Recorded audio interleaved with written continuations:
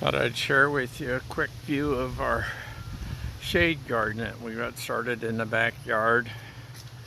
Here we go around the side of the house. We start to see some of it. This is a black walnut tree that's come up since our willow died. There are a lot of ferns been growing over here for a few years.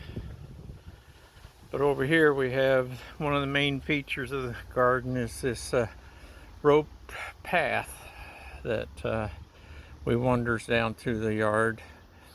Over here we have some hydrangeas that are just planted. Hopefully they'll survive. Then as we go down the path, we see we have hostas all lining one side of the path, offsetting it from the rope. I wander through the yard.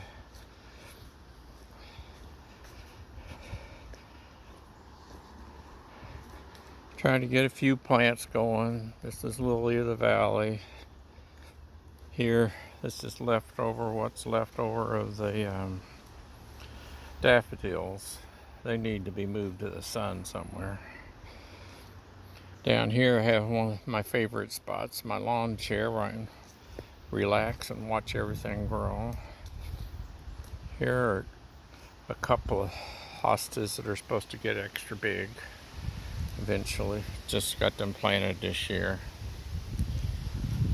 Out here on the back slope of the yard, I'm trying to get rid of all the grass and put patches of flowers with ground cover in between. This is Black-Eyed Susans coming up right here with some other flowers over there. Trying to get some milkweed started here, but the rabbits keep eating it.